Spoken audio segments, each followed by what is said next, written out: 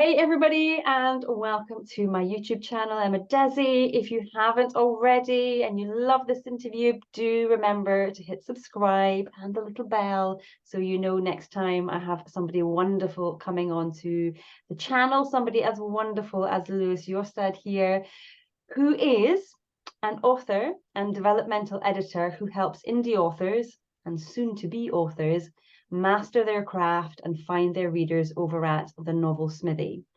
When he isn't busy coaching students or writing books of his own, you can find him playing old Gameboy games and baking far too many homemade bagels, which sounds delicious.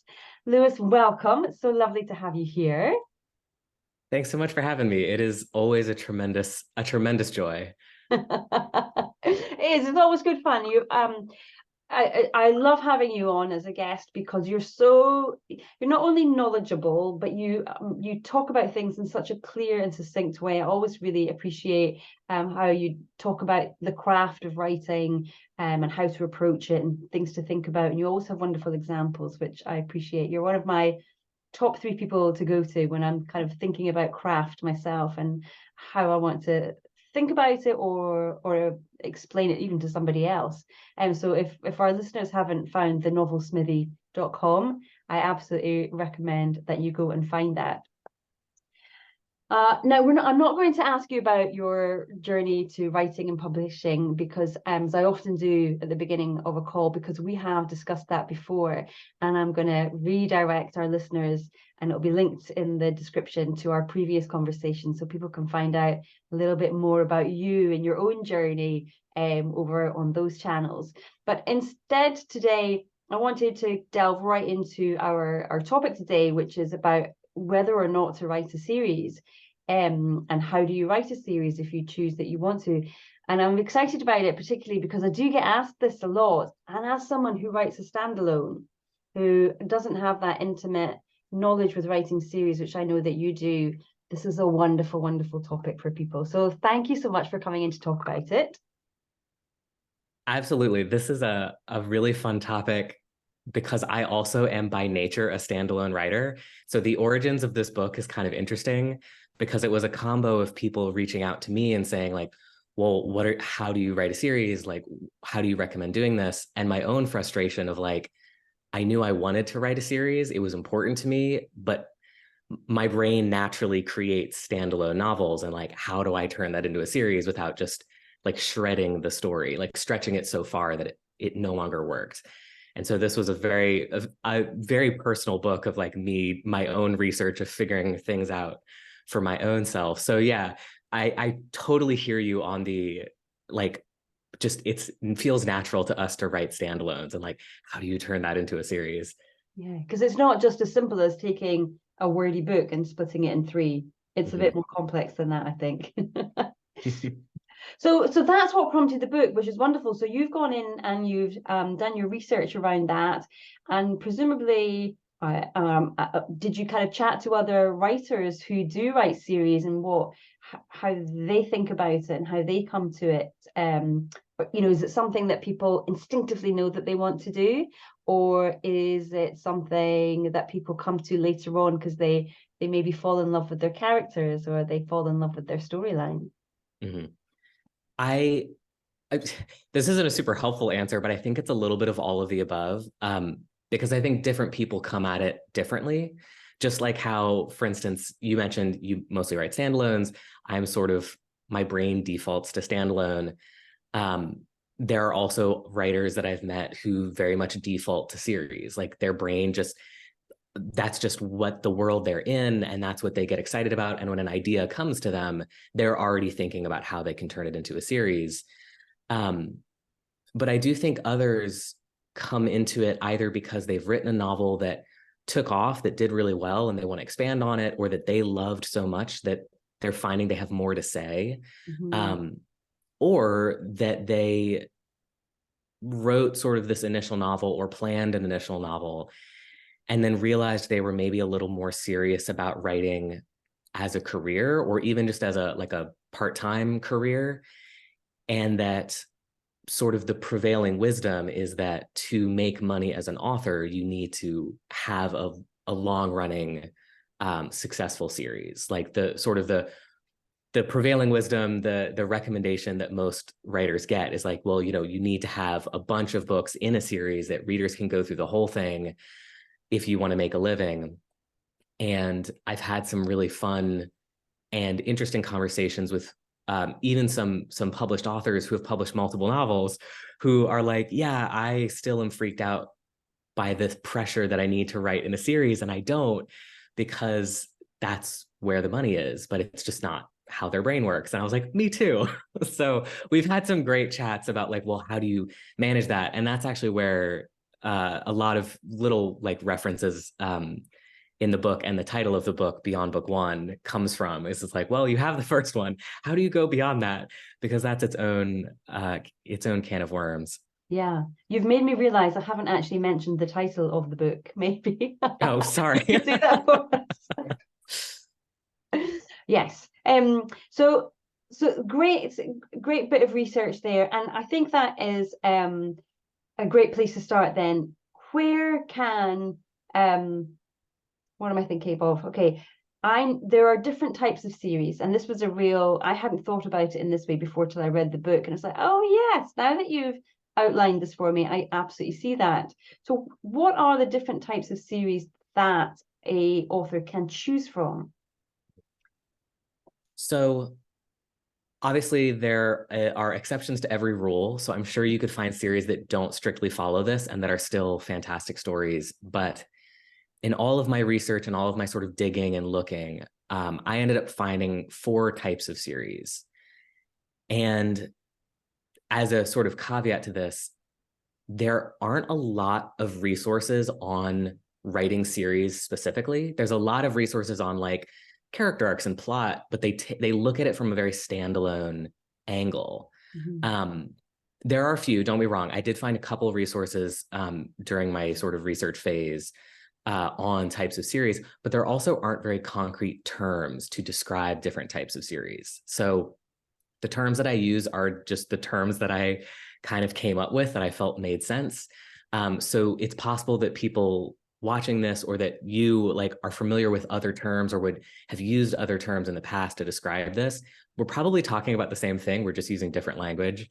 But the 4 types of series that I sort of found were sequential series, which is your sort of like classic, like epic fantasy, epic sci-fi, The Lord of the Rings. It's one giant story told across multiple smaller installments. Mm-hmm. And that it's not kind of like what you said in the beginning. It's not just a long novel that they chopped up into multiple books. Like there's an art form to it, but it is easy to think of it as you're telling one big story. There's one big plot. There's one big cast of characters. It's just being told in multiple full-length novels. Mm-hmm. Mm-hmm.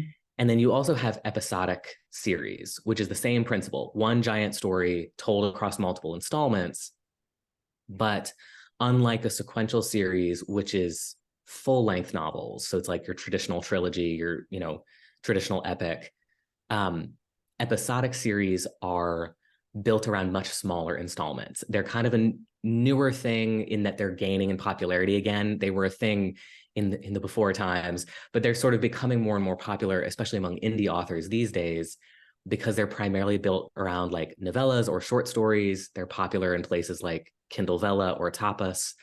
And they give you a lot of space for really interesting like side quests and side stories. So you have this one big plot, but you can kind of duck out and like explore, do character studies, do slice of life stuff. Because each entry is so short that readers are more willing to stick with you through that, because you're not diverting from the main focus of the story for but so long. So it gives you some extra flexibility that's kind of fun. Yeah, it's sort of making me think about and I think you're alluding to this, the sort of old serials in newspapers sort of 150 years ago or something, that and writers could write things at that time, a week as they were going. I'm thinking of Charles Dickens, but it's just funny how things go in cycles. Even if it takes 200 years to get that cycle around, here we are again, enjoying the shorter form. It's interesting. Yeah. It's really cool these days, because obviously we're not necessarily serializing things in newspapers, but authors have Patreons where they're posting an episode each week, or they are on some of the serialization platforms like Tapas or Kindle Vella. And so I think that form of series is really being spearheaded by the indie crowd, because they have kind of the flexibility to play with some of that kind of stuff. And it's really fun. There's not a ton of great examples of it yet, just because it is becoming a thing again. And so it's a little bit newer. And in terms of like recent examples, there's only a few really big names doing it. And so I'm really excited over the next like maybe 10 years to start seeing more and more people do that and get to see what's old become new again, and see that structure. That's a bit of my own nerdiness there. But sorry, I interrupted you. Oh, interrupt away. No worries at all. So the third type of series is static series. This one has plenty of examples out the wazoo. It's very popular in mysteries and thrillers. And a static series is where it's the same protagonist in every entry. Hence it's a static protagonist. They don't change dramatically from book to book, but there is no overarching plot. So each novel is technically standalone, but it's the same character experiencing similar situations, similar setups, again, mysteries. The detective solves a mystery in every book. Jack Reacher beats up a dude in every book. It's every book is its own unit, but readers of the whole series know what to expect throughout, because it's the same sort of rhythm and the same sort of concept in every book, with a character that they really identify with or care about. Yeah, it's reminding me too, I wonder if you would agree or not. I'm thinking about romance books. So for example, I come across a lot of writers who they write a book that's set in the same small town, and then it's about the best friends, and then it's the next friends, and then so the characters, they're different, but they perhaps played a secondary part in the first book or a tertiary role in the first book, and then one by one the author kind of gets around to all of these different characters in that same town or in that same neighborhood. So they are sort of standalone books, but incorporate the feeling of a series, I suppose. Mm-hmm. So I would actually pull that out as its own type of series. So you're dead on. You're absolutely right. Romance is really fun because it has its own culture around how you write a series. And I refer to those as anthology series, because you don't have the same protagonist in every book. So they are truly standalone experiences. Like, they're very disconnected, but they're connected by some sort of overarching concept. So it could be, it's all friends in the same friend group, or like Bridgerton, it's all the different siblings in a family. They could just be connected by the same trope, the same, picturesque beach town, as an example I like to use. But yeah, anthology series are cool because if you think of it as a spectrum, you have like the Lord of the Rings on one side and the Bridgerton series on the other, and they're sort of the polar opposites of the series world, but they both work as really engaging, beloved series, because they have that link between each book that sort of make that big idea that kind of makes them engaging to read.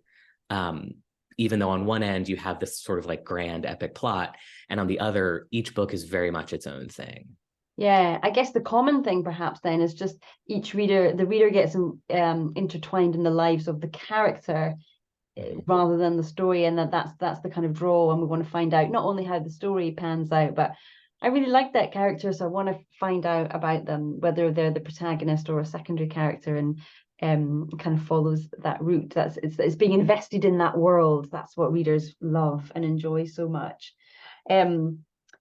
Interesting. Oh, I'm glad you pointed out that differentiation then between the static and the anthology series. So really, four very distinct kind of ways to approach writing a series. So how would you kind of go down deciding which one to go for, do you think? What would be sort of things to consider around that? I think that's a slightly loaded and great question. I think for a lot of people, the starting place is genre, because that's one of the easiest ways. For instance, like 90% of romance series are anthology series because it lends itself to the genre. It's what readers expect.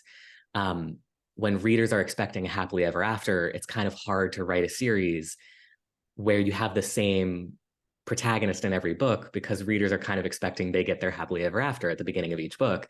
And it's weird to sort of reset that. But with that said, for instance, fantasy is very much in the sequential realm. Like that's very common in fantasy. Thrillers are often very static. Romance tends to be anthology. But there are exceptions to every rule, and there are amazing series in every genre that fit every different type. Romance duologies are becoming more of a thing, for example, where it's one big story. It's just sort of told with that sort of like false climax in the middle across two books. And, in the same way, there are fantasy series that are anthology series. I like to pick on the Graceling Realm for anyone familiar with those books. It's a different protagonist in every book. But it's connected by this larger world, compared to something like Lord of the Rings, where it's this gigantic, bigger plot.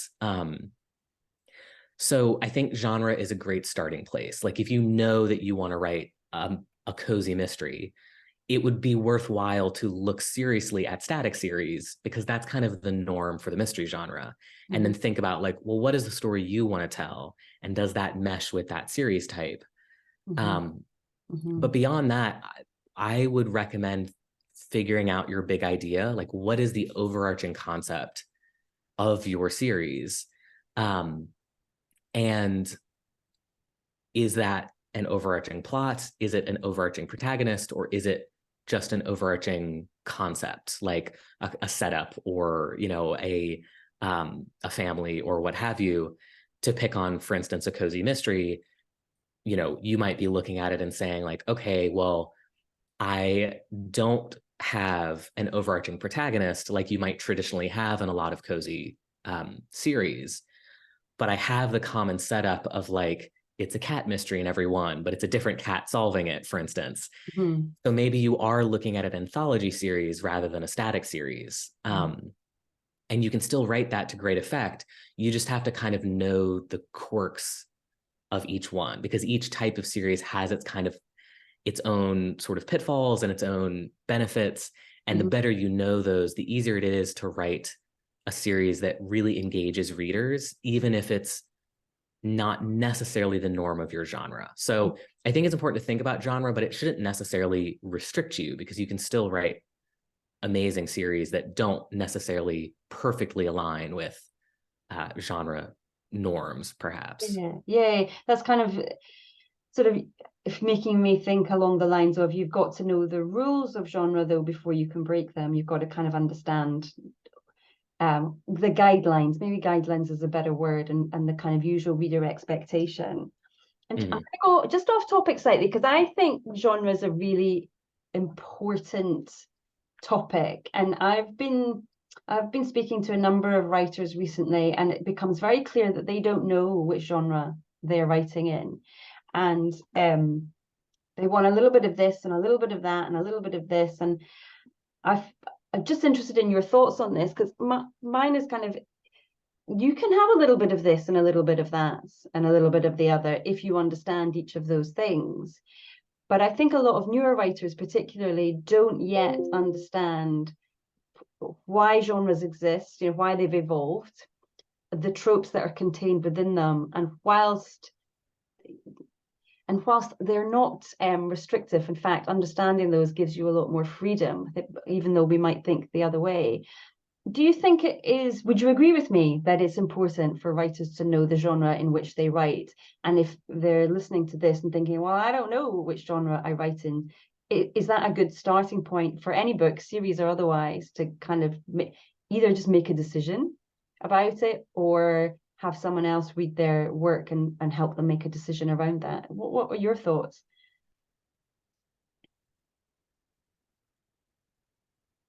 Oh, I can't hear you. Sorry. I agree with everything you just said 100%. Yes, genre is sticky because I think it's kind of like what you said, especially for newer writers, there's the instinct that genre will limit you. It will prevent you from telling the story you want to tell. And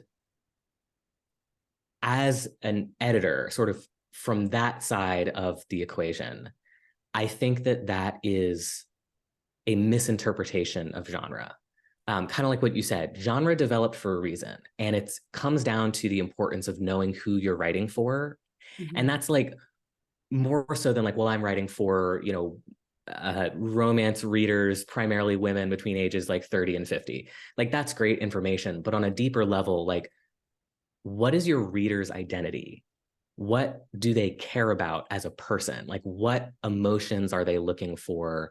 What tropes do they love, but why do they love them? So that deeper understanding of like, who are you writing for? Genre is an inextricable part of that. And I think a lot of writers as a community, we tend to read very widely.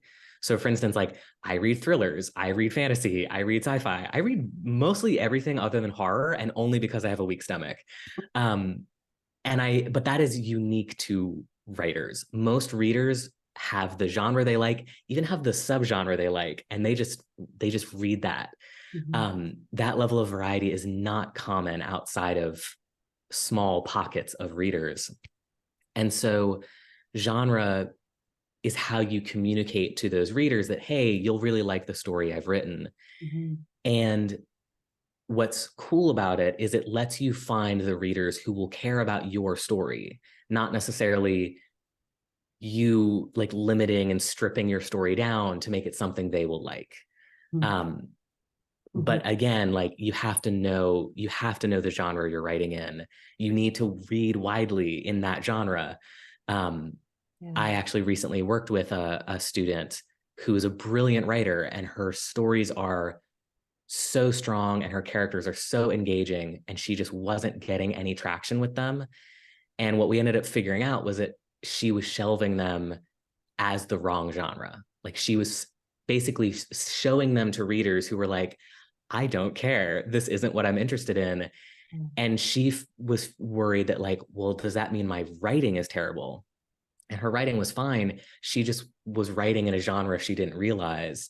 And we sort of slowly like had to, explore and whittle that down and be like, oh, you're actually writing X. Let's get new covers, let's get new blurbs, like let's get these books in front of those readers. And this was very recent, so we haven't seen the results of that, but I'm relatively confident that will make all the difference in the world. So yeah, slight tangent, but I do agree so much that genre is so important, regardless of what you're writing. Yay. And you made a great point there that it took time to figure out that your client was looking for the wrong or attracting the wrong readers, trying to attract the wrong readers. And so for anybody listening and you kind of thinking, I don't know what genre, I don't know, just acknowledge that it can take a bit of time, but once you do, it will unleash a lot of great stuff to come your way. So I just thought that was worth saying, and I'm always interested in what you think, and it pleases me that you agree.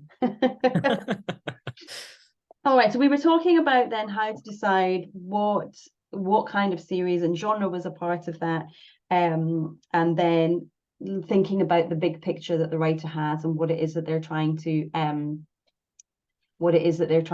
achieve. So let's say, for example, they go for an episodic serial, because I think this is the one that I most commonly get asked about, and they know that writer knows that they want to do 3 books, they want to write a trilogy. And the thing that they always want to know is about plot. Okay, so how do I plot that? Because even as a non-series writer, I know that there's the overarching plot, and then within that you have your 3 smaller ones. And so I wondered, how can writers start to think about this when they're putting together a trilogy? So trilogies are really fun because they are typically sequential series. So you can certainly write a static trilogy where it's, like you could write Jack Reacher could only be 3 books. That's not the norm. They tend to be longer. But in terms of like the sort of classic sequential trilogy, you know, The Lord of the Rings, The Hunger Games, that world, trilogies were the gold standard for so long that they kind of developed their own rhythm and sort of cadence of like what is normal for a trilogy, which just makes my nerd brain so happy. um, and so, yeah, so for trilogies especially, um, similar to genre, I think the best way to write a trilogy is to read a lot of trilogies in your genre, because you'll start to pick up on that cadence, that like rhythm. Obviously, you know, in the book, in Beyond Book One, I have a chapter where I talk at length about sort of the cadence of trilogies, and generally, Book One is sort of the setup. It's where you establish the world with a initial conflict that then at the end of book one turns out to be much deeper than the characters thought. So they, you know, to pick on the Hunger Games, they, you know, she's put in the games. It's a very sort of contained story. Like she survives, she gets to go home, the book is over, but there's that sort of open question of, yes, but you just defied this incredibly powerful political system, and that is going to have ripple effects that you can't even imagine yet. And so you sort of have this initial conflict that is, you know, has high stakes, that is interesting, that is enjoyable to read about in its own right. But then you sort of open that loop at the end. You know, Luke destroys the Death Star, but Darth Vader gets away. And so we have that open loop of, yeah, but there's a lot more to come. And so that first book is sort of the setup. It gets the key concepts established, it gets you used to the world, and then it opens that loop into the rest of the series. And book two is sort of where you blow up the story. You sort of pull it all open. You show how deep it goes, how complicated it really is. You know, you introduce new places and new characters. You really expand on it, both in terms of stakes and in terms of scope. And you show your characters' weaknesses. You sort of you cut them down a few sizes. You show them how difficult this is really going to be, and then you end on a low note. Book two in a trilogy almost uniformly ends on a defeat. You know, again, Han Solo and Carbonite, Katniss basically almost killing herself by electrocuting herself and being taken out of the arena. And then that opens the door for book three, which is that sort of underdog moment of your characters have been cut down. They're vulnerable. They're sort of uncertain how to progress. And now they have to face, in book two, they realized how big the conflict really was. And now in book three, they have to sort of gather everything they've learned, all their allies, and actually face that conflict fully and resolve it. And that sort of, that cadence is very much the norm for trilogies. But as much as I can tell you that's the cadence of trilogies, it is kind of something that you learn just like through muscle memory almost by reading trilogies. So, you know, stack a set of like 3 trilogies on your table and just read them for the next year. And by the end of it, you'll start to subconsciously just know that rhythm and be able to start to mimic it in your own stories, which is, for anyone thinking like, well, I want to write a trilogy, but I'm not sure how to approach it, that would be my biggest recommendation as a starting point. Yes. Always reading in what you want to write is just a message I get again and again and again from people, and now including trilogies as well. That is interesting. I love how you talk about the sort of cadence of trilogies, and I think this goes for any book that or any genre that we're wanting to write in.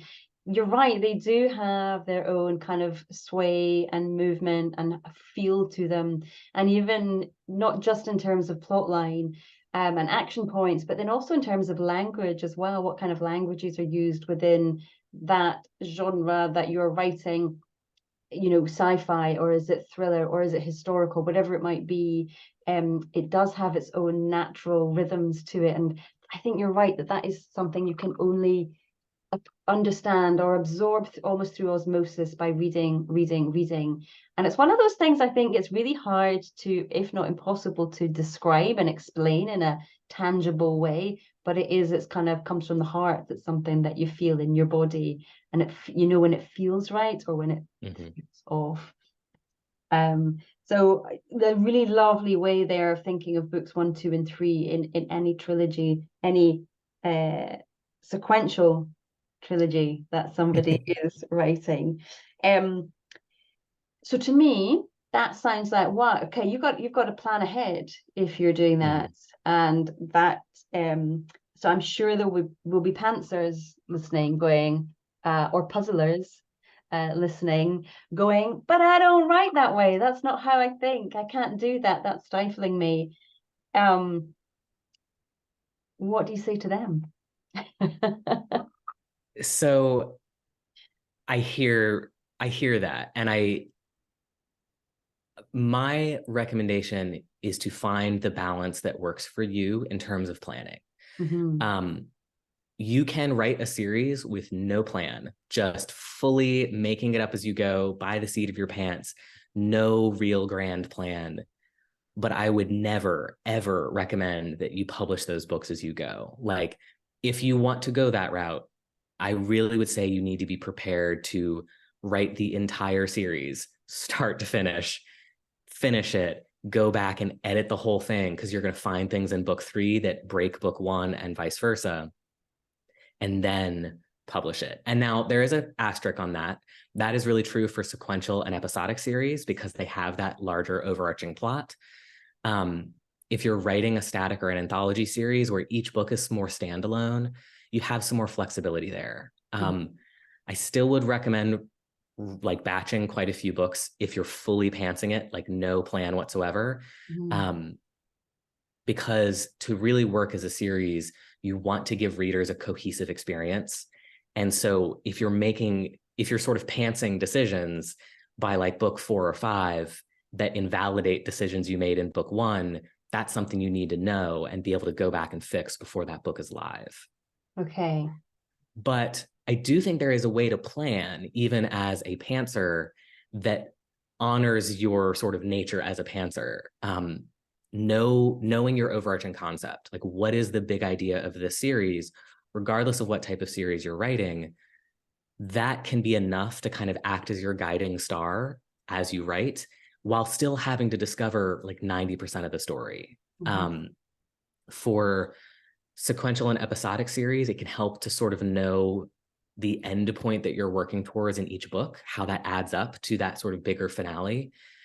And for static and anthology series, because they're more standalone, I usually recommend that people sort of sit down and brainstorm out like 5 or 10 different ideas for books that could fit in that series. So for instance, if you're writing a thriller, a static thriller, you have the same protagonist in each book, but the setup, the plot, the conflict of each book is standalone, and you're a pantser, maybe you say, okay, well, I know my overarching concept is going to be, this common protagonist, really dig into like, who are they as a person? Like what is their life like? What are their values? What are their beliefs? And then what is the setup that will link all of my books? So even if you don't know what will happen in each book, say the setup is always, they arrive in a new town and they uncover a corrupt, mayor, or a corrupt, fire company, or a corrupt police chief. It's like, it's all about corruption. Cool. That gives you enough of a basis to iterate on so that that you have options. You're not going to get to book 3 in what you're hoping is a 10-book series and realize, I don't really know where to go with this, because you have something to iterate on. And that can be all you need as a pantser. That just gives you enough of a guardrail to move forward. But I would recommend having at least something in place when you start, so that you're not just totally floundering as you go. because series are complicated. There's a lot of moving parts. Mm-hmm. And any problem in a standalone novel is magnified in a series because they compound over time. So a problem in book 1 that you didn't notice could be catastrophic by book 5, just because it grows and grows. Which I don't say to like frighten people or dissuade them from writing a series. It's all surmountable. It's all something that you can solve and tweak and prepare for.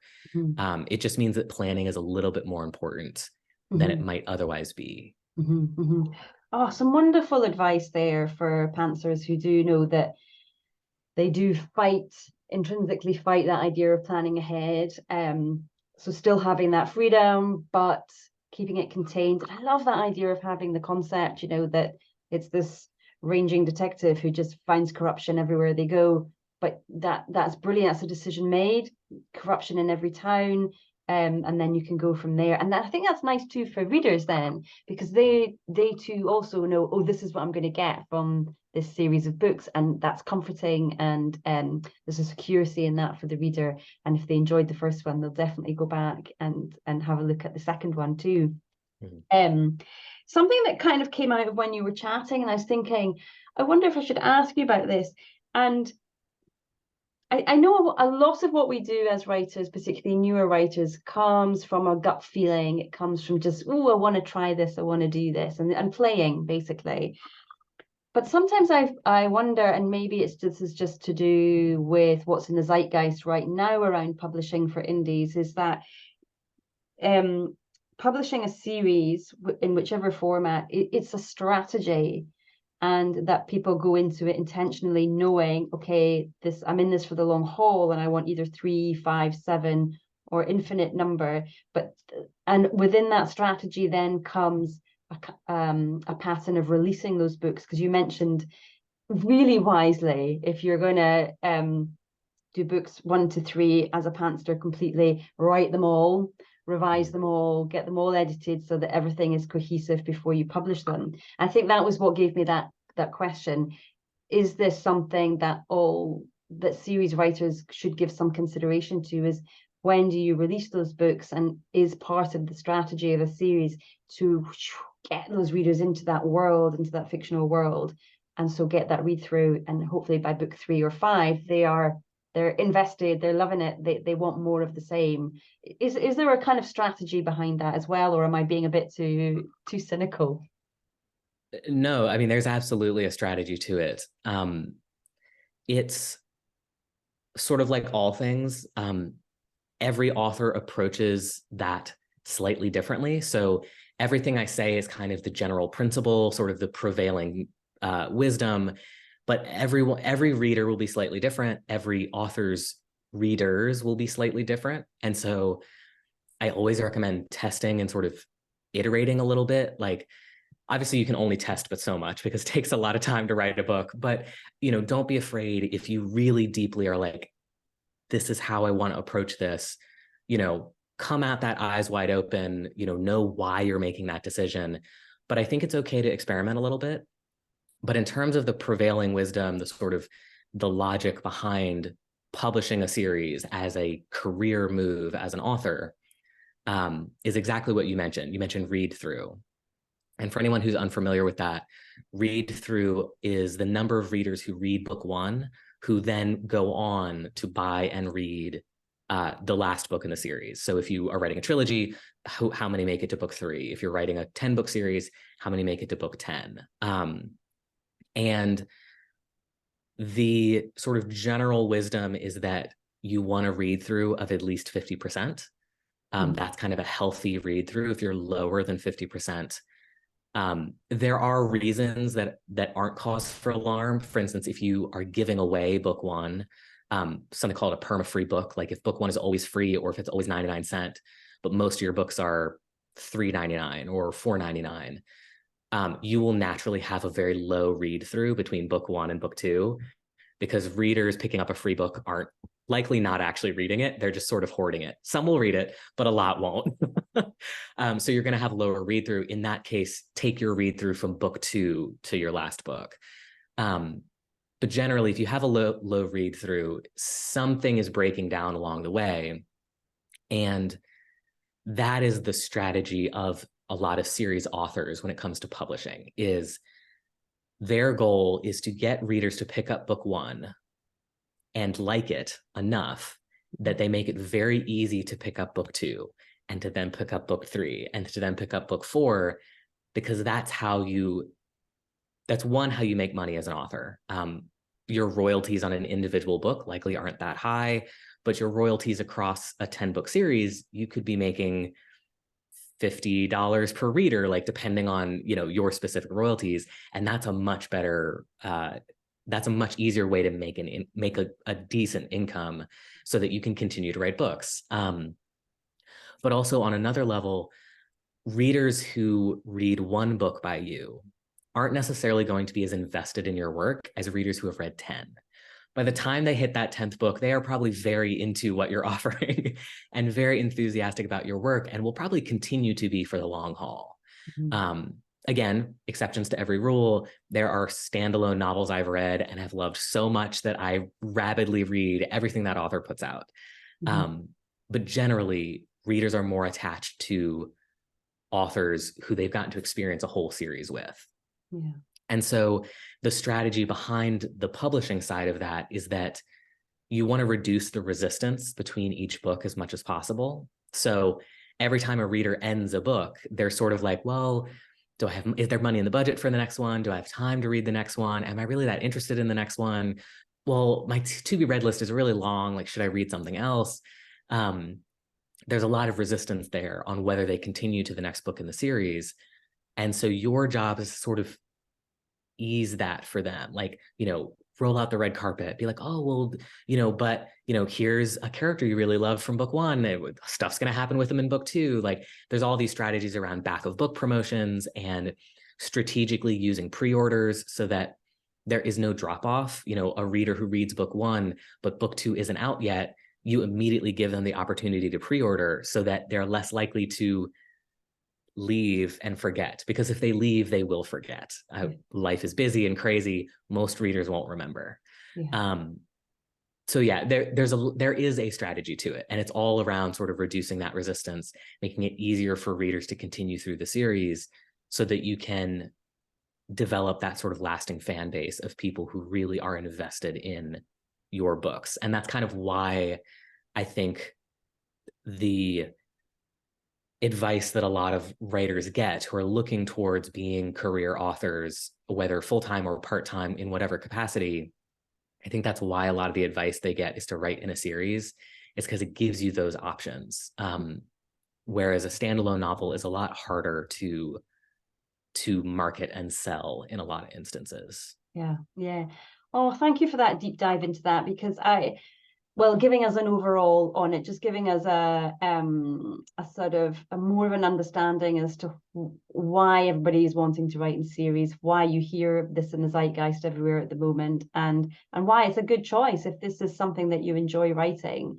If you've got this world in your head and you want to expand on it in some way, shape, or form, it's a really, really good move, particularly right now. And as someone who writes standalones, I can absolutely vouch for what you've said, that it's harder to market and it's harder to sell. It's very frustrating. But yeah, having a strategy is it's not, I would say it's not something to necessarily worry about now. If you're a newer writer and you're just wanting to get your books written and out there, absolutely go for it. But if you're a little bit further down the line, wondering why you're not getting the traction you hoped you might, then this would be a good thing to think about. And I think because we're in the times that we're in, particularly for indies, but I think also in the traditional space, they've caught on to this as well. This is why you and I get asked about series a lot, and I think that's why it's so great that you've written this book. It's a wonderful resource for writers who are either know they want to write in series, are wanting to get better at writing the series they're currently writing, or like me, are just kind of curious about it and wonder how you might go about it should you in the future want to write a series. So Lewis, thank you so much for coming in, talking to me about this. I think it's so useful, so pertinent and timely. So just tell us again the name of the book and its release date, if you know that yet. I do. It is Beyond Book One, How to Plan and Publish a Successful Fictional Series. It is actually, at the time of recording, live for pre-order. I'm not entirely sure when this episode goes out, but the book will be fully released by September 12th. So depending on when people are watching this, you can either go grab a pre-order or grab the book itself. I hope it is a very valuable resource for everyone. It was 3 years in the making, lots of sort of tinkering and ideating and redrafting and writing and redrafting. And I really hope it becomes a tool that you can turn to as you write, for a little bit of guidance and a little bit of confidence and stability amid how complicated series can sometimes feel. Oh, I have no doubt it will be. Your whole, because Lewis has written many books on helping writers write, and from people I hear back from, they're always so beneficial and helpful. I have no doubt this will be as useful as the others. Now I know that you are a man who does not stand still, so I'm guessing you're working on something now, either your own fiction or something new for writers. Can you share any details with us? So it was funny that we had a chat about genre. Literally at like 3 minutes before this call, I looked at the clock and I was like, "Oh, I have a podcast with Emma," and I was actually outlining a lesson on genre promises, the central conceits of the 6 umbrella genres, for my writing membership, The Forge. Anyone who really wants to dig into the craft of writing and really understand how good stories are told, whether series or standalone, and how to use that to support your writing process, not to sort of drown it out, like how to apply it in a way that helps you finish your novel instead of just sort of overwhelming you. I highly recommend coming and hanging out in the Forge if that's something that you think you would enjoy. It's a cool space. There's a lot of support from me personally, editor office hours and different events and critiques and hot seats that we do. But it's also a really lovely community of other authors, sort of like-minded authors, supporting each other and sharing their experiences. And it's really it's a joy to be in. So for anyone who's interested in that, that's probably the best place to find me. It's where I spend most of my time these days. Wonderful. So where can people find more about you, your books, and The Forge? Yes. So I would check out my website, thenovelsmithy.com. It should have links directing you to everything you need, more about me, more about The Forge, more about the books. That would definitely be my starting place. Perfect. Lovely, Lewis. Thank you so much. Awesome. Thanks for having me.